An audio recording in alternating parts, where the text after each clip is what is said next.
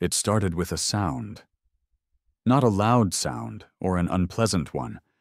It was the sound of peace. The specific frequency of my post-retirement nirvana, to be exact. It was the gentle, randomized, metallic tinkling of handcrafted copper wind chimes I'd bought from a woman at a farmer's market who claimed they were tuned to the key of G minor, which she assured me was the key of quiet contentment. I didn't know about all that, but sitting on my back porch, a tall glass of iced tea sweating onto a coaster, the warm afternoon sun on my face, and those chimes singing their soft, metallic song. Yeah, that was contentment. After 40 years debugging other people's code, a career spent untangling the logical messes of minds less organized than my only job was to debug my own life. And on that Tuesday, I had achieved peak porch. The system was stable. The code was clean. Of course, that's when the bug report arrived. It wasn't in the mailbox. That would have been too civilized. It was taped to my front door with an aggressive amount of packing tape, a beige envelope bearing the crest of the Oakwood Creek Estates Homeowners Association. The crest looked like a shield designed by a committee that couldn't decide between a duck, a golf club, or a single soulless oak tree, so they just crammed all three in there. Inside was a single sheet of paper, the same shade of beige. Beige, I've learned, is the official color of soul-crushing bureaucracy. The font was Times New Roman, a choice that screams, "I am devoid of joy, but I am undeniably official." The letter informed me, in the politest and most threatening way possible, that a formal complaint had been filed regarding a persistent auditory disturbance emanating from my property. My wind chimes. They were in violation of Bylaw 7, Section 4, Subsection B, Prohibition of Excessive or Repetitive Auditory Disturbances. I read it twice, then a third time, certain it was a prank. Auditory disturbance? The only auditory disturbance in this neighborhood was Dave next door, who seemed to believe his leaf blower was a musical instrument he needed to practice every single Saturday morning at 8:01 a.m. My wife, Susan, found me on the porch, staring at the letter as if it were written in ancient runes. She'd been my partner in crime for 35 years, the calm, rational guy to my often buggy internal processing. "What's that?" she asked, setting a plate of cookies on the wicker table. "Another offer for a reverse mortgage?" "It's worse," I said, handing her the paper. "It's a declaration of war." She scanned it, her brow furrowing. "They're fining us? For what? Excessive tranquility?" "They're calling my chimes an auditory disturbance," I fumed. "An auditory disturbance? The ice cream truck that plays Pop Goes the Weasel on a loop for 20 minutes is an auditory disturbance. The pack of yapping chihuahuas 2 streets over that sound like a bag of squeaky toys being run over by a lawnmower is an auditory disturbance. This," I gestured to the chimes, which chose that moment to issue a particularly gentle and melodic tinkle. "This is the sound of Zen." "Frank, it's just a warning," Susan said, ever the voice of reason. "Just take them down for a few days. Let things cool off." I stared at her. "Cool off?" "Susan, this isn't a disagreement. This is a foundational assault on my liberty. It's a matter of principle. They're not just silencing my chimes. They're trying to silence my soul." She sighed, the long, weary sigh of a woman who had heard me talk about principle many, many times, usually right before I did something incredibly stupid. "Your soul sounds lovely, honey, but the letter mentions a $50 fine if you don't comply within 48 hours. $50, I scoffed. "You can't put a price on freedom." That's how I found myself 2 days later in Brenda's garage for the monthly HOA meeting. Brenda was the president of the Harmony and Aesthetics Committee, which was just a fancy title for the person who had the most time on their hands and the least amount of joy in their heart. Her garage was terrifyingly organized. Every garden tool hung on a pegboard, outlined in black marker, like a victim in a crime scene. The meeting was a tableau of suburban dread. 10 of us sat on mismatched folding chairs, sipping watery coffee from styrofoam cups, and listening to a passionate 15-minute debate about whether the approved shade of taupe for Mailbox Post's Desert Whisper was too similar to the unapproved Sandy Sigh. When new business was finally called, I stood up. I made my case calmly, logically. I was a software engineer. I believed in systems. I explained that the chimes were not a nuisance, but an ambient feature designed to promote calm. I even cited a possibly fictitious study on the stress-reducing properties of G minor harmonics. Brenda listened with a tight, unmoving smile plastered on her face.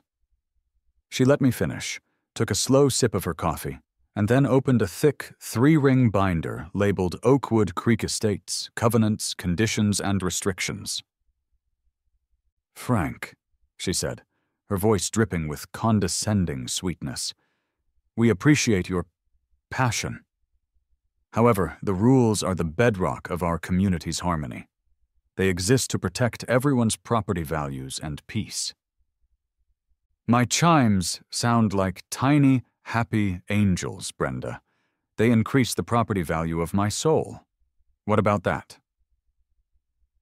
"Your soul, unfortunately, is not covered in the HOA charter," she replied, without missing a beat. "Bylaw 7, Section 4, subsection B is very clear. One person's harmony is another person's disturbance. To maintain order, we must default to silence." "This isn't about order, it's about control," a voice in my head screamed. What I actually said was, "So, one complaint is all it takes?" "The bylaws are the bylaws," she said, snapping the binder shut. The sound echoed in the garage like a judge's gavel. "The warning stands. Comply, or the fines will commence." I looked around at the other faces. Most were staring at their shoes. A few nodded in solemn agreement with Brenda. They were sheep, contentedly grazing in their beige pasture. I walked out of that garage, not defeated, but radicalized. I was no longer just a retired man who liked wind chimes. I was a freedom fighter. The next day, a second letter arrived, this time in the mailbox. It was a formal notice of a $50 fine. It felt less like a bill and more like a ransom note. They had put a price on my peace. Little did they know, my budget for principled stupidity was significantly higher. My first response was not to escalate. I'm a logical man, after all. My first instinct was malicious compliance, the programmer's favorite form of passive aggression. If the chimes were the problem, I'd remove the plurality. I took down my beautiful G minor symphony and replaced it with a single tiny brass bell, about the size of a thimble. It was attached to a long, elegant wind catcher. In a strong breeze, it would produce a pathetic little tink about once every 5 minutes. It was the most inoffensive sound imaginable. It was, I thought, a checkmate. 2 days later, another beige envelope. Fine. $75. Reason: violation of Bylaw 7, Section 4, subsection C, prohibition of persistent, irritating, or intermittent noises. They'd added a subsection. They were modifying the source code in real time just to screw with me. Fine. No bells. I switched tactics. I went to a garden store and bought a small, self-contained water feature. It was a tasteful gray ceramic sphere with water bubbling gently from the top and trickling down the sides. It sounded like a tranquil brook, or perhaps a hamster with a minor bladder problem. It was calming. It was aesthetically pleasing. Fine. $100. Reason: unapproved landscaping modification in violation of Bylaw 12, Section 2. The fines were now stacking up. Susan was starting to give me the look, the one that said, "Our retirement fund is not your personal war chest for fighting the forces of suburban beige." "It's just wind chimes, Frank," she pleaded one evening, holding a stack of threatening letters. "We could have gone on a cruise for what we owe them in fines."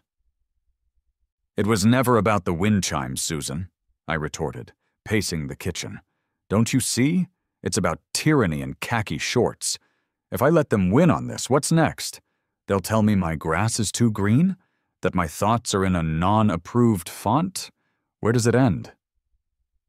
"It ends with us being the weirdos who got foreclosed on because of a disagreement over decorative bells." I fell silent. She had a point.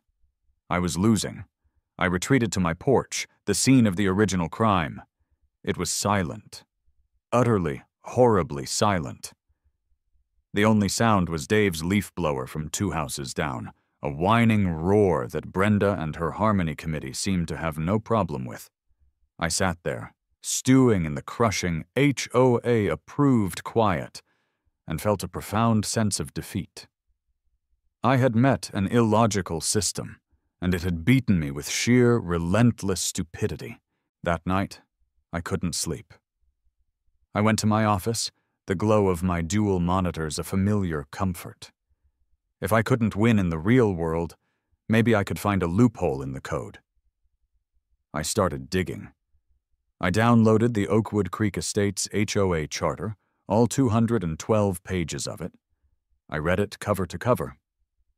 It was a masterpiece of legalistic nonsense, a document written to ensure that no resident could ever experience a moment of spontaneous joy. But it was airtight. They had a clause for everything. Dejected, I broadened my search. I started looking up local town and county noise ordinances. For hours, I waded through dry, bureaucratic language, my eyes blurring. I was about to give up, to surrender to a life of beige silence, when I saw it. It was a single sentence, buried deep in a subsection about public nuisances. An exemption clause. Auditory devices of a religious or municipal nature, for example, church bells, civil defense sirens, are generally exempt from standard decibel level restrictions during daytime hours, 7 a.m. to 10 p.m. My screen glowed in the dark. I read the sentence again, and again. Religious or municipal nature. My mind, which for 40 years had been trained to find exploits in complex systems, kicked into high gear. What was the most municipal, most religious, most undeniably loud as all hell auditory device known to man? A foghorn was impractical. A tornado siren would probably get me arrested for inciting panic. And then it hit me. An image so beautiful, so perfect, so utterly and biblically petty, it brought a tear to my eye. It was magnificent. It was bronze. It was loud. I opened a new browser tab. The cursor blinked expectantly. My fingers trembled slightly as I typed in the search bar. "Buy used church bell." The next morning, Susan came downstairs to find me at the kitchen table, a fresh pot of coffee brewing, and my laptop open to a PowerPoint presentation. I was giddy with a lack of sleep and a surplus of righteous indignation. "Morning," she said, eyeing me suspiciously. "You have that look on your face. The one you had before you tried to build a self-sorting laundry machine." "That was a noble failure," I said. "This, however, is a guaranteed success. Behold." I turned the laptop toward her.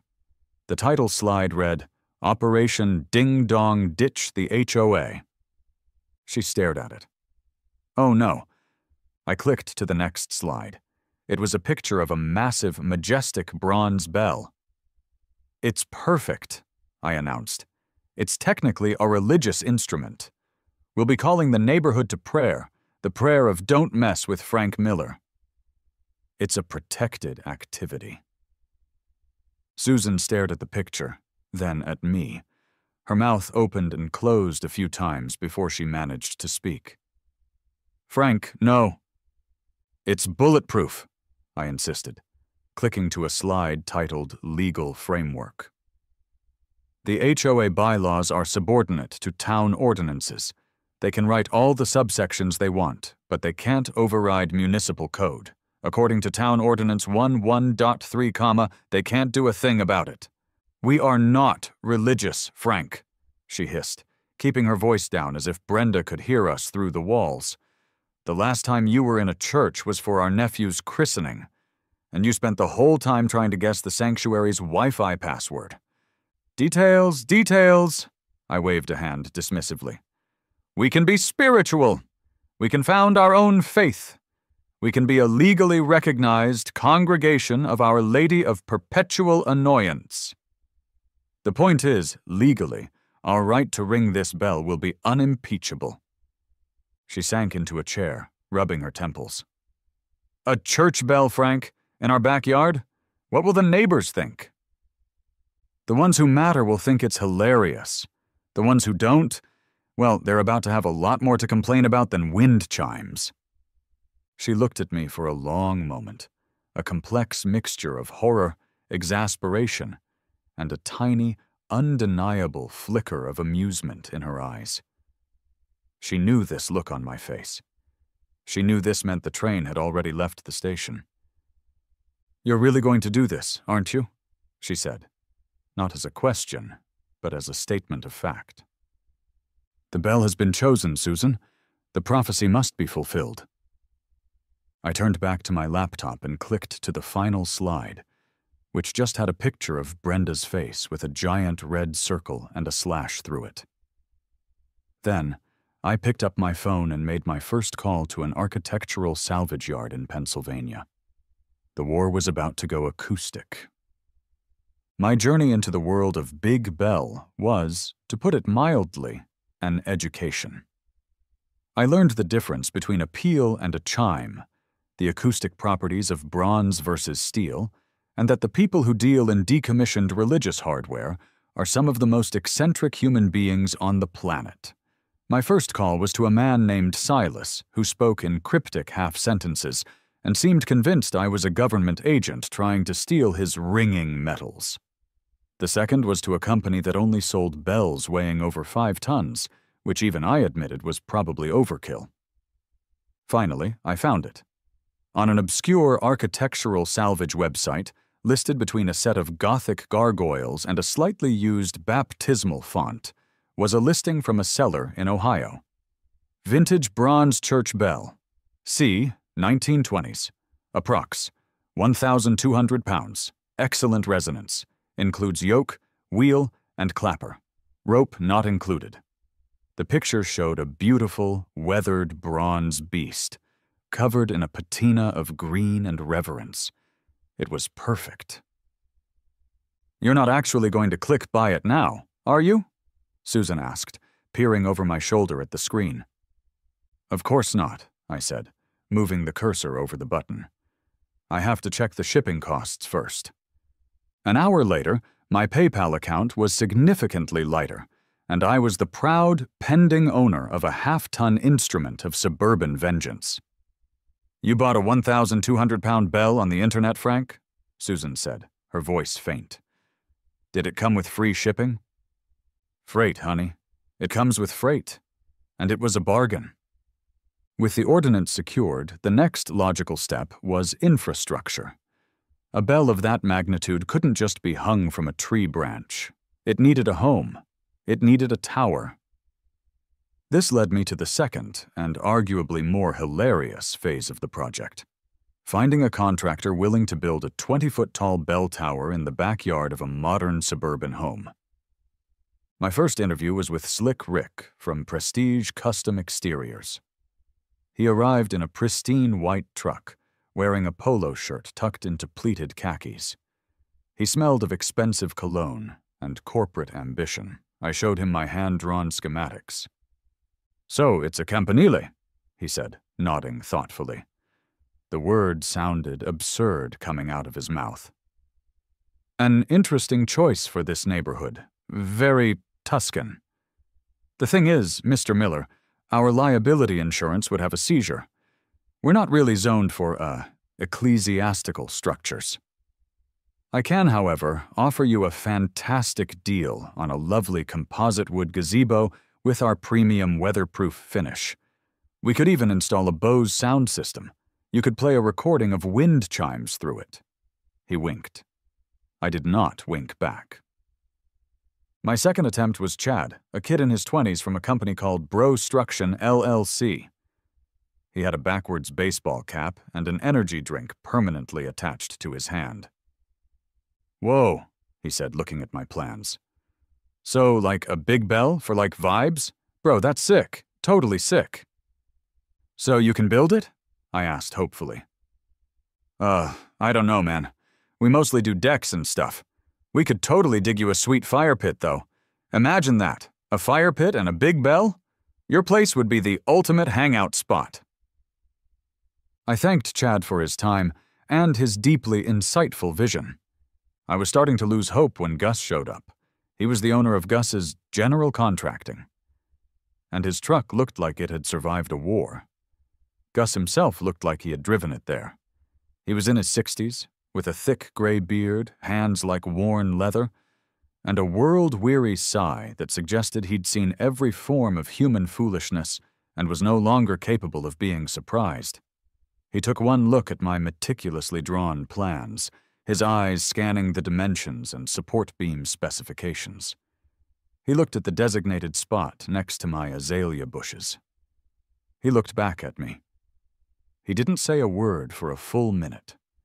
Then, he scratched his beard. "HOA trouble?" he asked, his voice a low rumble. Relief washed over me. He understood. He spoke the language. "You could say that," I replied. He grunted. "Gonna need a crane for the bell. Poured concrete foundation, 4 foot deep. Reinforced pine frame. This ain't gonna be cheap. There's a weird job surcharge." "I'll pay it," I said without hesitation. "All right," he said, folding up my plans and sticking them in his back pocket. "My guys will be here Monday to break ground." True to my nature, I did everything by the book. I took Gus's professional blueprints down to the town hall to get a building permit. The clerk was a teenager with purple hair who was more interested in her phone than my project.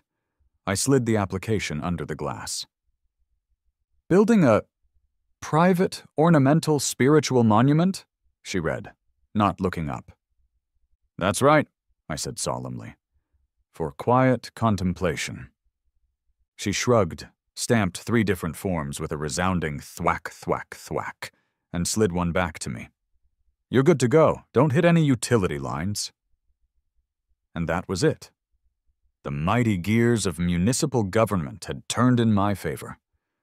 The moment Gus's team started digging the foundation, Brenda appeared on my lawn as if summoned by the sound of disturbed soil.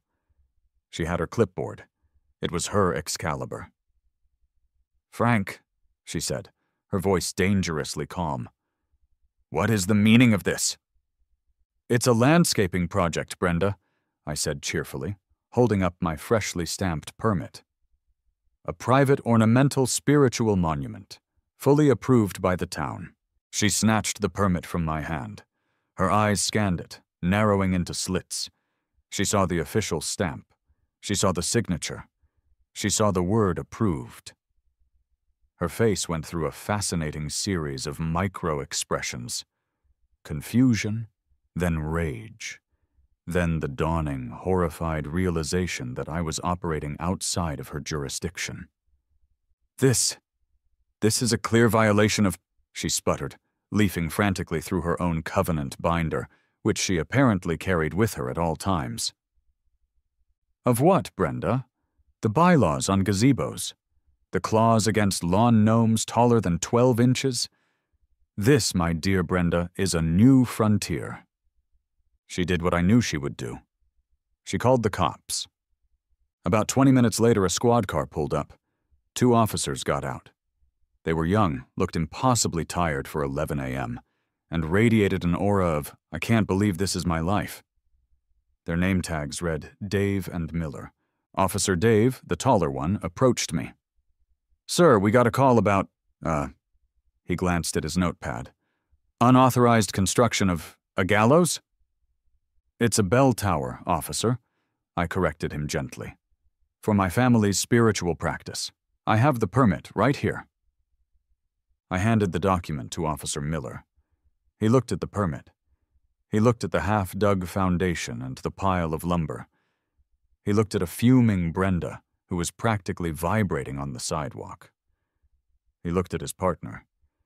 "Permit looks valid, Dave," he said with a sigh. "It's a civil matter between him and the HOA, not our problem." Officer Dave nodded, turning to me. He lowered his voice slightly. "You know, sir, you could just try talking to your neighbors." "I did," I said, meeting his gaze with a serene smile. "That's why I'm building a bell tower." A flicker of something, understanding, amusement, crossed his face before he suppressed it. "All right, folks," he said, turning to the small crowd of onlookers that had gathered. "Nothing to see here. Let these people get back to their monument." They got back in their car and drove away. Brenda stood on the sidewalk, utterly defeated, clutching her clipboard like a life raft. Gus, who had watched the entire exchange while leaning against a shovel, gave me a slow, appreciative nod. The project was a go. The choir was being assembled. The day the bell arrived was a neighborhood event. A massive flatbed truck, the kind you see hauling military equipment or pieces of a bridge, groaned its way down our quiet suburban street at 9 a.m. On its bed, nestled in a cradle of wooden beams and thick straps, sat my bell. It was even more magnificent in person. 1,200 pounds of weathered, verdigris-streaked bronze, gleaming in the morning sun. It didn't look like a piece of salvage. It looked like an artifact from a forgotten, louder time. People emerged from their houses. First a few curious peeks through blinds, then tentative steps onto front porches, and finally a small migration to the sidewalks. Phones were out. People were filming. The Johnson kids from across the street were sitting on their lawn, eating popcorn as if they were at a movie premiere. Gus and his team were already there, coordinating with the truck driver. A bright yellow crane, which had arrived an hour earlier, unfolded itself like a giant mechanical insect, its arm reaching for the sky. The scene was a surreal collision of worlds. The quiet, orderly suburb of Oakwood Creek Estates, and the loud, gritty reality of heavy industrial machinery. I stood on my driveway, a mug of coffee in my hand, feeling like a general surveying the battlefield before the final charge. My tower, a sturdy 20-foot structure of dark-stained pine, stood ready. It looked handsome, formidable. It looked like it was missing something. Brenda was there, of course. She stood on the edge of her perfectly manicured lawn, her arms crossed so tightly she was in danger of cutting off her own circulation. Her face was a mask of pure, unadulterated horror. She looked like she was watching a UFO land in her prize-winning petunias. "All right, Frank," Gus yelled over the rumble of the crane's engine. "Showtime." The process of hoisting the bell was a tense, beautiful ballet of physics and machinery. Thick straps were looped around the bell's yoke. The crane's hook latched on. With a groan of hydraulics, the bell lifted from the truck bed. For a moment it hung suspended in mid-air, a half-ton pendulum swinging gently over my driveway. A collective gasp went through the crowd of neighbors. It rotated slowly, and I saw the inscription cast into its side. AD 1923, Vox Dei. The voice of God. I hadn't noticed that in the online listing. A perfect, serendipitous detail. The crane operator, a man with the steady hands of a surgeon, maneuvered the bell with impossible delicacy. He swung it over the lawn, over the azalea bushes, and positioned it directly above the opening in the tower. Gus and his men, perched inside the structure, guided it down with long poles, their shouts lost in the engine noise. There was a deep, resonant thump as the yoke settled into its housing. The crane's straps went slack. Gus's team swarmed it, securing the bolts, checking the alignments, and feeding the thick, braided rope through the wheel and down to the base of the tower. After a few minutes that felt like an eternity, Gus rappelled down a ladder and gave me a solid thumbs up. "She's all yours, Maestro." A strange quiet fell over the street. The crane operator cut his engine. The truck driver was leaning against his cab, watching. The neighbors were silent, all eyes on me. Even the Johnson kids had stopped eating their popcorn. The world seemed to be holding its breath. Susan was watching from the kitchen window, her hand over her mouth. I couldn't tell if she was horrified or impressed, maybe both. I walked to the base of the tower. The thick hemp rope felt coarse and powerful in my hands. This was it, the culmination of weeks of planning, of fines, of fighting. This was the logical conclusion of an illogical argument. I took a deep, steadying breath, gripped the rope with both hands, and pulled. The sound that erupted from the bell was not the gentle tinkle of my old wind chimes. It was not a sound at all. It was a physical event. Boom! It was a deep, resonant, soul-shaking wave of bronze thunder that rolled across the neighborhood, through houses, through chests, through the very bedrock of Oakwood Creek Estates. Car alarms, as if on cue, began to shriek in a chorus of panicked beeps and whoops. A dog 2 streets over started howling a mournful, terrified solo. A flock of sparrows that had been peacefully nesting in my oak tree exploded into the sky like a puff of feathered shrapnel. I stared up at the bell, vibrating with the force of its own voice. It was the most beautiful sound I had ever heard. It was the sound of victory. It was the sound of a principle, forged in bronze and delivered at 120 decibels. A giddy, slightly manic grin spread across my face. I pulled the rope again. Boing! And again. And again. I wasn't just ringing a bell. I was conducting a symphony of glorious, righteous chaos. I rang a triumphant, chaotic peal for a full 60 seconds, a sonic testament to the indomitable spirit of one slightly too stubborn man. When I finally stopped, the silence that followed was somehow louder than the ringing had been. It was a stunned, ringing silence, punctuated by the dying whimpers of a dozen car alarms. Then, the human chaos began. Shouts erupted. A few neighbors were yelling at me, shaking their fists. But to my surprise, a few others were applauding. One guy, 3 houses down, gave me a standing ovation from his front porch. Brenda was on her phone, her face a blotchy, furious red. She wasn't just calling the police. From the look on her face, she was trying to call in an airstrike. It took less than 2 minutes for the squad car to arrive. No sirens this time. They just pulled up slowly, as if approaching a wild animal. The same 2 officers, Dave and Miller, got out. They looked like they had aged 5 years since their last visit. "Frank," Officer Dave said, his voice flat with exhaustion. He didn't even say hello. "We need you to stop ringing the bell." "Is there a problem, officer?" I asked, my voice calm and serene. "It's before 10 p.m., and this is a vital part of my midday spiritual observance, a call to quiet reflection." Officer Miller was looking at his notepad, a pained expression on his face. "Frank, we've had 14 calls in the last 90 seconds. 1 person reported an acoustic assault."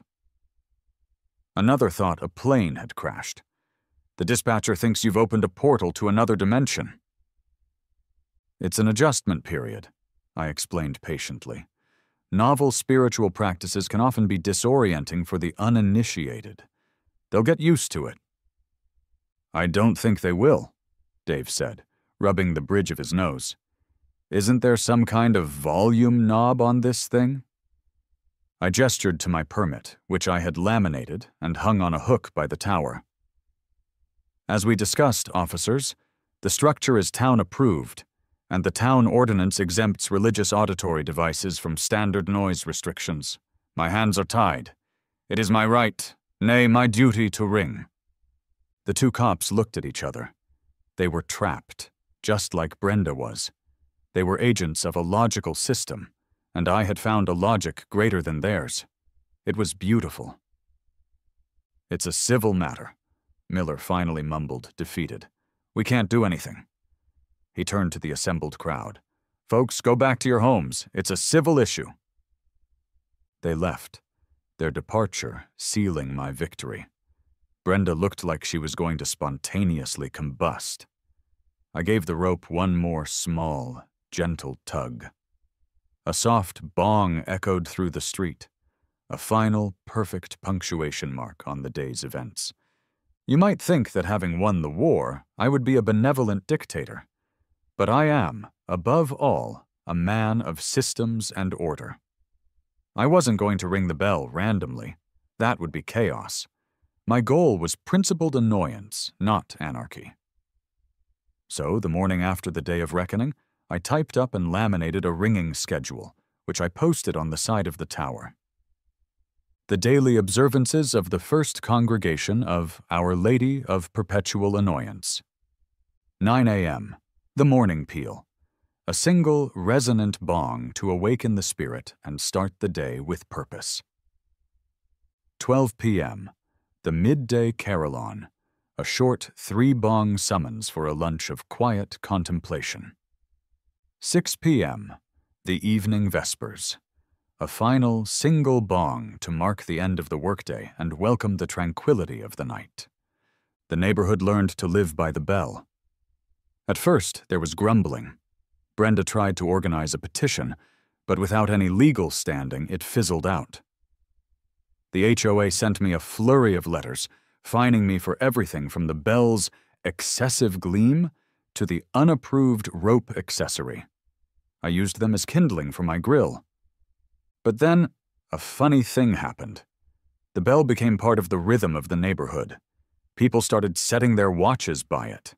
I'd hear mothers yelling, "Kids inside for dinner!" That was the 6 o'clock bong. Teenagers used it as an excuse. "Can't take out the trash now, Mom. Frank hasn't done the evening vespers. It would throw off my whole schedule." I became a local legend, a suburban folk hero, or a pariah, depending on who you asked.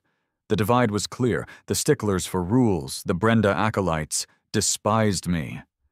But the people who had ever been on the receiving end of a petty HOA violation saw me as their champion. I started finding anonymous gifts on my porch. One day it was a bottle of expensive scotch with a note that just said, "For whom the bell tolls, you." Another day, a local nursery delivered a brand new azalea bush. My favorite was a custom-printed mug left on my doorstep that read, "World's Best Petty Neighbor." The real change, however, happened within the HOA itself. Brenda called an emergency meeting in her garage, the agenda item being, in all caps, the belligerent nuisance. She proposed a new bylaw, an emergency amendment specifically banning any privately owned bells, gongs, or similar percussive instruments exceeding 50 pounds in weight. I attended, of course. I came armed not with emotion, but with a binder of my own, filled with legal printouts. When Brenda finished her impassioned, tearful speech about plummeting property values and terrified pets, I calmly stood up. "Brenda, that's a fascinating proposal," I began. "However, I must point you to the legal principle of retroactive application, or more specifically, the prohibition thereof. You cannot create a rule today to punish an action that was perfectly legal yesterday, especially when that action resulted in a town-approved, fully permitted structure. My bell tower is, in legal terms, grandfathered in.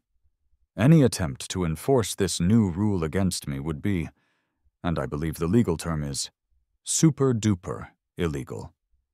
A murmur went through the small crowd. For the first time, someone was pushing back against Brenda with logic, not just complaints. "Besides," I continued, "are we sure the bell is the real problem?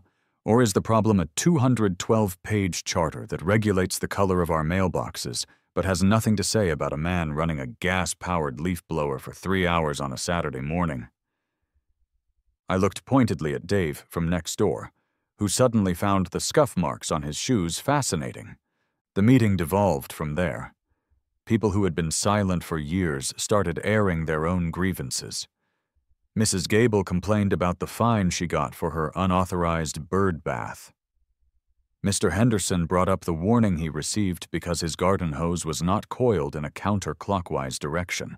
The foundation of Brenda's power, the unquestioning adherence to rules for their own sake, was being shattered by the phantom echo of a 200-pound bell. Her reign of petty terror was over. A week later, I was out tending to my new azalea bush when Dave the leaf blower king sheepishly approached my driveway. I braced myself for a complaint. "Hey, Frank," he said, avoiding eye contact. "The bell." "Dave, if this is about the 9 a.m. bong being 12 seconds late yesterday, I was having trouble with my coffee maker." "No, man, no," he said, looking up. "It's awesome. Seriously. My wife, Carol, she hates Brenda. Hates her. She got a warning last month because our welcome mat had too much whimsy." "Carol said what you did was the bravest thing she's ever seen." He shuffled his feet.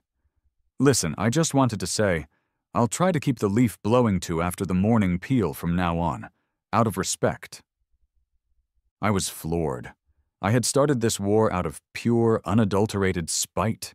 I had built a monument to my own stubbornness, but in doing so, I'd accidentally created a strange new form of community. A community united not by beige paint and manicured lawns, but by a shared, resonant bong, and a healthy disrespect for petty tyranny. I had become the voice of the voiceless, and that voice was very, very loud. 3 weeks after the day of reckoning, the final surrender came. It wasn't a white flag on a pole or a formal letter. It was Brenda, standing on my front porch on a Thursday afternoon, holding a plate of what appeared to be chocolate chip cookies. The plate was covered in plastic wrap, and she held it out in front of her like a shield. She looked smaller somehow. The sharp edges of her tyrannical certainty had been rounded off, worn down by the constant, scheduled threat of auditory assault. "Frank," she said, her voice quiet. She didn't meet my eyes. "Brenda," I replied, opening the screen door. "To what do I owe the pleasure? Have my evening vespers been disrupting your dinner?" "No," she mumbled, looking down at the cookies. "They're fine. The vespers are fine."